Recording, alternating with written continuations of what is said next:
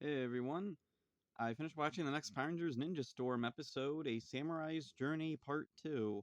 This is the one I've really been looking forward to, and unfortunately, looking back on it, it's not quite as good as I remember. So, first of all, summary Cam has successfully made it to the past and meets a young ninja student, Kanoi.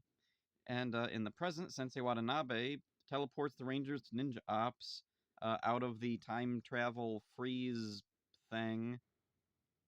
Yeah, when Cam time traveled, it froze the Earth, but not space. Lothor is still active.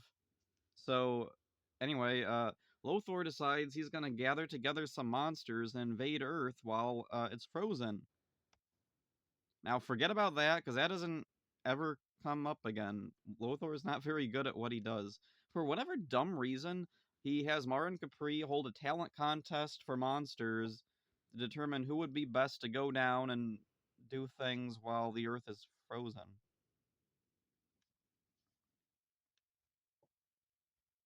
His logic is really dumb this episode for some reason. So anyway, in the past, Cam meets Kanoi's twin brother Kia. Cam recognizes Kanoi as his young father and wonders why didn't he ever mention that he had a brother?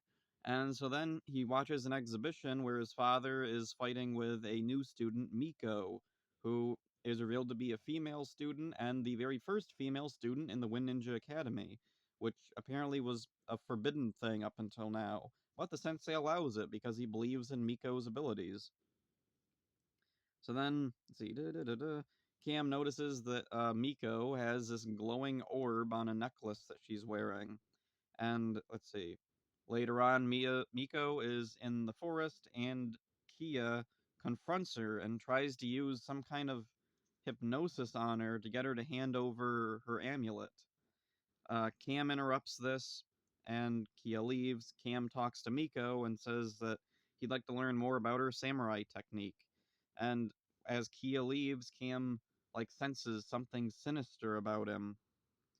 See, Cam tells Miko that his father doesn't approve of him becoming a ninja, and that his mother died when he was young.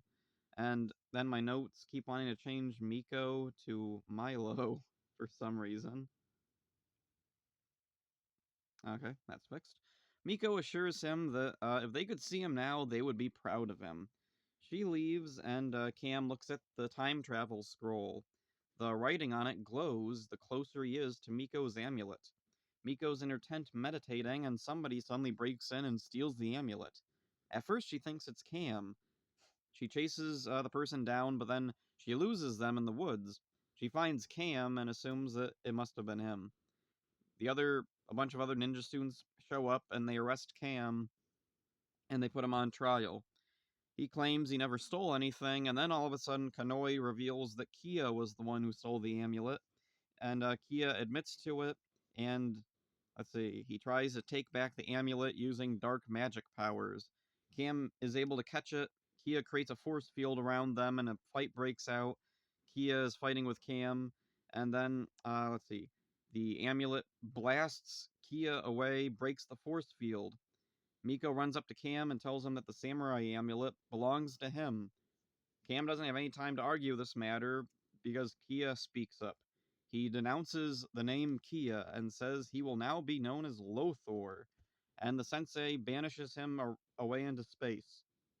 The scroll begins to glow, and Cam has to return to the present. He tells Miko, not Milo, stupid notes, that there was more he wanted to tell her, to ask her, but she tells him that he can't stay. He uses the thing, he goes through a portal, and then we're in the present, and time resumes as normal. It's not frozen anymore. So the Rangers are again in battle with Madtropolis, and then suddenly they hear something. It's Cam in a Zord, and he has new Green Ranger powers. Let's see. He comes in effortlessly, takes out Madtropolis, and then jumps down and introduces himself to the Rangers. And there's the episode. It's really fun. It's really good, but look, in the past, this was one of my favorite episodes, but looking back at it now, it's weird. It is a very extremely rushed episode, and I don't think it needed to be that way. Um, one of the weirdest things with this is all three parts of this three-parter are completely different with completely different focuses. The first one is more focused on the Rangers, not Cam. This one is all about Cam going to the past. The next one is like another like typical Ranger episode from what I remember. I don't know why each of these three episodes of a three-parter had like no connecting story. Like yeah, there's some serialization there, but I don't think these needed to be like part of a three-parter. And like the Return of Thunder thing, I'm wondering was this something they did to tie in with the home media releases? Because these three episodes were put out on a DVD called A Samurai's Journey. I don't know if maybe that had any effect on what they titled these. I really think Cam should have been more the focus in these, or at the very least, the last two. I really want to spend more time in the past with Cam, with Miko, Kia, and Kanoi, because as it is, we barely learn anything about them. There's not a whole lot of time for any relations to build or build up a connection. When Kia is revealed to be the thief by Kanoi, it really feels like we're missing something. We don't see Kanoi like figure out that Kia is the one who stole the amulet. He just he just knows for some reason. Kia leaves a lot to be like a lot unexplained, and I don't know why. Or I know why. It's because the episode was so rushed. It's probably I feel like there was probably enough content to spread over two episodes, but for some reason they wanted to cram it all into this one. I don't know if maybe they thought that like they couldn't have too much time without like the rest of the Rangers or something, or maybe maybe ABC or Disney or whoever didn't want there to be too much stuff without like Ranger stuff going on. I don't know. It's really weird. I'd love to know what the reasoning was behind all this because it's really strange the choices they made, especially Kia. Like he has hypnotic powers. Where did that come from? What does it mean? Does he have any other powers? Why this? Why that? Why'd he change his name to Lothor? I don't know. The other thing that stood out to me with this episode, and is something I kind of thought about when I was younger watching it also, Kia's personality completely changes. In this episode, he's a glory-seeking young punk. He's a character kind of similar to Kylo Ren from the Star Wars sequels. It's a potentially dangerous type of character, but it's also a very easy character to not write well. And if it's done weakly, your main character can come off looking like weak and pathetic, like Kylo. Like there's a joke with Kylo saying that he's a Vader fanboy, and that's kind of I'm afraid like if they had focused more on Cam in the past, that Kia would have come off more like how Kylo ended up feeling. He's just a weird dark powers fanboy. So, anyway, how does Kia grow up to be Lothor? They feel like completely different people. And I mean, yeah, Kia's like a teenager, Lothor's like an adult in his like 40s or 50s or something, probably. So, like, I don't know. It just feels like usually for Power Rangers, there's a little bit more of a connection when you see a character like a younger version of a character growing up into an older version of that character or something. There you can see some of the development. Like back in Mighty Morphin, Rangers Back in Time, we get to see the Rangers as little kids, and they do display some of the same personality traits that they would as adult or well as teenagers into adults, but that's not quite the split that Lothor and Kia have. But moving on, with Cam and Miko, I really feel like there should have been more emotion there, but it all goes by so quickly that we don't really get anything with them. Like, I can tell Jason Chan, who plays Cam, is trying his hardest to, like, push emotion further. Like, oh, this is my mother that I've never seen and I'll probably never see again. I want to talk to her, and you can feel like he wants to push for like an emotional scene, but it's just not happening because the episode has to zip back to the present. And the other weird thing is that basically half the time they know each other in the episode is Miko thinking Cam stole the amulet. Another reason why I think there really should have been more stuff. Anyway, the running subplot with Lothor wanting to get some monsters to invade Earth and Mara and Capri holding a talent contest doesn't go anywhere in this episode. I don't know what the point of it was. Why was this here? Did they just need to have those characters in the episode? It feels like that's the only reason they're there. Cuz like if I was in charge of this, I'd say cut that garbage, show more of Cam in the past. No one cares what Lothor, Mara, and Capri are doing. Have the time freeze thing extend to space.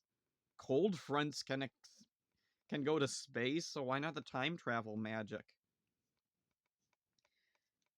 And the other weird thing is because it doesn't affect anything in this episode, why wasn't it just pushed to the next episode?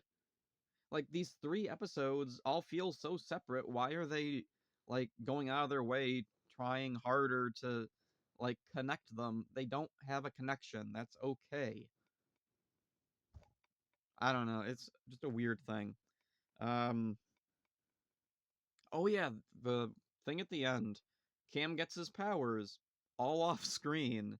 He just shows up in his Zord, he's morphed. We don't get any big first morph sequence for Cam. He shows up already morphed, he already has a Zord. I guess he got those in the portal, or the amulet turned into the stuff or something. That's the other thing that just feels really rushed. I feel like there probably should have been some big scene, maybe in the past, where he morphs, he gets the Zord, and then comes to the present or something.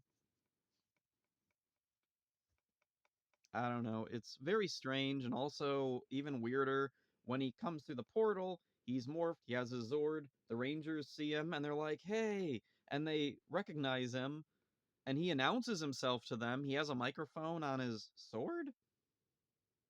Power Rangers. Anyway, after the monster is defeated, he jumps down and the Rangers are like, who's that guy? Whoa, who's this? I don't know who this guy is. He announced himself to you. You know who he is. He still has Cam's voice. He doesn't even have that garbled, deep voice that Hunter and Blake had for some reason that's disappeared now for some reason. That was very dumb. Looking back at that, that was especially a dumb moment, and I don't like it. It's so stupid. And again, rushed. Like like they weren't thinking about that scene or something.